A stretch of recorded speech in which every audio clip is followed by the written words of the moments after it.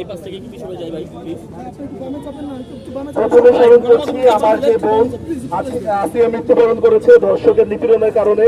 আমরা তার আত্মার মাগফিরাত কামনা করি এবং আমরা প্রশাসনকে বলতে চাই, আজকে যদি যাত্রাবাড়ি থানার চিত্র দেখে মনে হচ্ছে আমরা আবার সেই 3রা আগস্ট, 4ঠা আগস্ট এবং 5ই আগস্ট ফেরত গিয়েছি। যাত্রাবাড়ি থানার পুলিশ যেন থানাকে রক্ষা করতে আবারও সাধারণ ছাত্রদের বিরুদ্ধে যুদ্ধাঙ্গে একটি অবস্থান গ্রহণ করেছে। আমরা পুলিশের এই অবস্থান চাই না, আমরা এমন পুলিশ চাই না। আমরা চাই যে পুলিশ নিপীড়ককে গ্রেফতার করবে, আমরা চাই যে পুলিশ ধর্ষককে গ্রেফতার করবে, আমরা চাই যে পুলিশ জুয়ারিকে গ্রেফতার করবে। পুলিশের অস্ত্র, পুলিশের লাঠি আর সাধারণ মানুষের গায়ে উঠবে না, সাধারণ ছাত্রদের গায়ে উঠবে না। আমরা পুলিশকে সতর্ক করতে চাই, পুলিশের বুলেট আবারও যদি সাধারণ ছাত্রদের দিকে ঘুরে, পুলিশ জয়ের লাঠি আবারও যদি সাধারণ নাগরিকের উপর ওঠে, তাহলে সাধারণ নাগরিক এবং ছাত্ররা এই ছাত্র নাগরিক ঐক্যমতের ভিত্তিতে আবারও প্রতিরোধ করে তুলবে।